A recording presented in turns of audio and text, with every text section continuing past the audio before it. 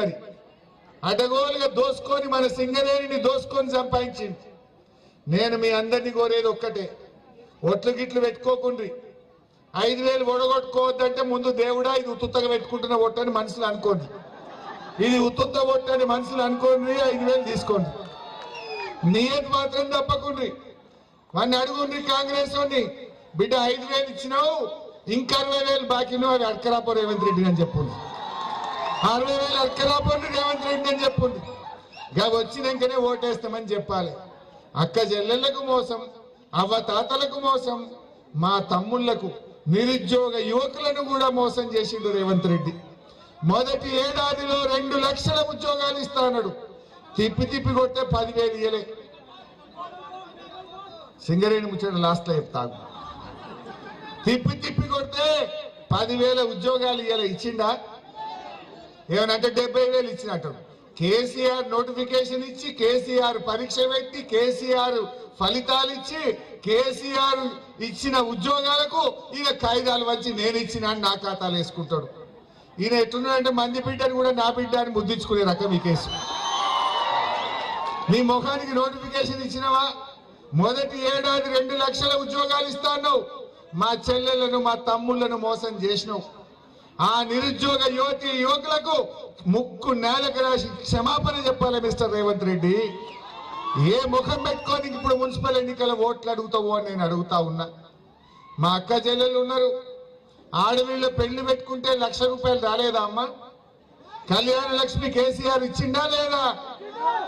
రేవంత్ రెడ్డి ఏమన్నాడు? చెల్లె నేను తులం బంగారం కలుపుతా, కేసీఆర్ 1,00,000 ఇచ్చిండు, నేను ఇక తులం కల్పిస్తా మీకు అన్నాడు. వచ్చినాయి? ఎన్ని తులాలు వచ్చినాయి మంచిర్యాలకు? ఎన్ని తులాలు వచ్చినాయి? తులం బంగారం రాలే గాని బంగారం మాత్రం కొండెక్కింది. 80,000 తులం ఉంటే 1,60,000 అయితే అయింది. రేవంత్ రెడ్డి వచ్చినాక ఒక్కటి నిజమైందమ్మా, భూముల ధరలు పాతాళానికి, బంగారం ధరలు ఆకాశానికి. నిజమా కాదా? కేసీఆర్ ఉన్నప్పుడు భూముల ధరలు రోజంత పెరిగినాయి భూముల ధరలు. కానీ రేవంత్ రెడ్డి వచ్చినాక భూముల ధరలు పాతాళానికి, బంగారం ధర మాత్రం ఆకాశానికి అయినాయా లేవా? తులం బంగారం ఇయ్యలే. ఆ కళ్యాణ లక్ష్మి కూడా ఏమైపోయింది? పిల్ల పుట్టినకత్తుంది. మొన్న మీ రామగుండం ఎమ్మెల్యే కళ్యాణ లక్ష్మి చెక్కులు వంచుతా అని పిలిచిండట, ఆమె సంఖ్యలో పిల్లనెత్తుకొని పోయింది. అగో నీకు పిల్ల పుట్టిందా అంటే, అవు సార్ పెళ్ళే, నాకు ఏడాది అర్థమే పిల్ల పుట్టి అంటే, అయ్యో ఇప్పుడు వచ్చింది ఆ చెక్ కొంటుండట. అది రేవంత్ రెడ్డి పాలన. రేవంత్ రెడ్డి పాలన గట్లున్నది. బాగా ఆలోచించండి. ఏ ఒక్క మాట నిలుపుకోలేదు. మేము ఎప్పుడన్నా అసెంబ్లీలో బిడ్డ రేవంత్ రెడ్డి ఏమైనా నీ 2 లక్షల ఉద్యోగాలు, ఏమైంది నిరుద్యోగ భృతి, ఏమైంది ఆడపిల్లలకు స్కూటీలు, ఏమైంది అవ్వాతాతలకు 4,000 పెన్షన్, ఏమైంది అక్క చెల్లెలకు 2,500 రూపాయల నీ భృతి ఏమైంది అని మేము అడిగితే ఏమంటాడు? హరీష్ రావు నువ్వు బాగా మాట్లాడుతున్నావు, నీ లాగులో తొండలు జరగొడతా. ఏమైనా నువ్వు బాగా మాట్లాడుతున్నావు, కేటీఆర్ నీ పేగులుడే నీకు మెడలేసుకొని తిరుగుతా. ఇది ఒక ముఖ్యమంత్రి మాట్లాడొచ్చునా? ఇప్పుడు ఆడ గురువుకు తగ్గట్టు ఈడో శిష్యుడు ఉన్నాడు మంచిర్యాలలో. ఎవడు ఇల్లు కట్టాలన్నా ట్యాక్స్ కట్టాలి, ఈ భయంలో బతకాలి. ఆయన ఆడ కూడా కొడతాడు, ఈడ కూడా కొడతాడు. ఇది ఇట్లనే నడవాలనా? రేపు తప్పిపోయి మంచిర్యాలలో కాంగ్రెస్ పార్టీ కానీ గెలిస్తే రేపు ఎవడు గరీబోడు ఇల్లు కట్టుకోలేడుగా. మొదలు మున్సిపల్ ట్యాక్స్ కాదు, ఈ కాంగ్రెస్ వాళ్ళ ట్యాక్స్ కట్టాలి. మొదలు అటు గవర్నమెంట్ ట్యాక్స్, ఇటు కాంగ్రెస్ వాళ్ళ ట్యాక్స్ కడదామా? అవసరమా? ఈ దాదాగిరి గుండాగిరి ఇంకా నడవాలనా? ఈ మోసాలను భరిద్దామా? బాగా ఆలోచించండి. నేను రేపు మళ్ళీ అసెంబ్లీ బడ్జెట్ సమావేశాలు స్టార్ట్ అయితే ఇంకో 15 రోజుల్లో మేమేం మాట్లాడతాం?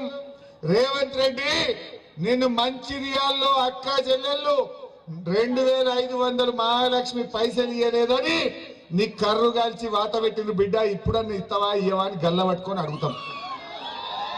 అవ్వ తాతలు బిడ్డను 4,000 పింఛన్ ఎగబెట్టినావు కనుకనే నిన్ను తుక్కుగా మా నర్సపూర్లో మా మంచిర్యాలలో ఓడగొట్టిందని మేము మాట్లాడతాం. మాట్లాడాలన్నా వద్దా? లేకపోతే ఏమంటాడు? మీరు తప్పిపోయి కాంగ్రెస్ కోటేస్తే ఏమంటారు? ఉద్యోగాలు ఎగ్గొట్టినా, పిల్లల చదువులకు ఫీజు రియంబర్స్మెంట్ ఇవ్వకపోయినా, రైతు బంధు ఎగ్గొట్టినా, సన్నవడ్లకు బోనస్ ఎగ్గొట్టినా నాకేసిందో హరీష్ రావు నువ్వేం మాట్లాడతావు అనడా? మరి మేము మీకోసం కొట్లాడాలా వద్దా? దయచేసి ఆలోచించండి. మోసపోయిన ఒక్కసారి మళ్ళా మోసపోదామా? ఇంకా దాదాగిరి చేస్తుండ్రు. మా కాంగ్రెస్ కేస్తేనే డెవలప్మెంట్ అవుతుంది. నీ జాగిరా ఏమన్నా? నీ జేబులకి వెళ్ళిస్తున్నావా? నీ ఇంట్లోకి వెళ్ళిస్తున్నావా? రేవంత్ రెడ్డి, అది బీఆర్ఎస్ ఉన్నా కాంగ్రెస్ ఉన్నా చట్టబద్ధంగా మున్సిపాలిటీకి ఫైనాన్స్ కమిషన్ నిధులు ఆటోమేటిక్ గా వస్తాయి. మున్సిపల్ గ్రాంట్ ఆ జనాభా ప్రాతిపదికన తప్పకుండా మున్సిపాలిటీ డబ్బులు మున్సిపాలిటీకి వస్తాయి. ఎట్లా అభివృద్ధి కాదో మేము చూస్తాం. అయినా మీ అందరి దయ, మీ ప్రేమ ఉంటే వీళ్ళు 5 ఏళ్ల కోసం గెలుస్తారు. 2 ఏళ్ల తర్వాత మళ్ళా ముఖ్యమంత్రి ఎవరు ఉంటారు? 2 ఏళ్ల తర్వాత ఎవరు ఉంటారు? ఆగుతుంది ఆ డెవలప్మెంట్. ఇప్పుడు మంచిర్యాల 10 ఏళ్లలో ఎంత మంచిగా మారింది. అక్కడికే లైట్లు వేయించిండు మా అన్న. వీడికి దివాకర్ అన్న ఏది నందారం క్రాసింగ్కి వెళ్ళి 9 కిలోమీటర్లు 4 లైన్ రోడ్ వేసి బటర్ఫ్లై లైట్లు వేయించిండు. పట్టుబట్టి మెడికల్ కాలేజీ తెచ్చిండు. పట్టుబట్టి జిల్లా చేపించిండు. ఈ ప్రాంతం, ఈ నర్సాపూర్ కూడా మండలం చేసింది దివాకర్ రావే, మున్సిపాలిటీ చేసింది దివాకర్ రావే, 3200 పట్టాలు ఇప్పించింది దివాకర్ రావు గారు.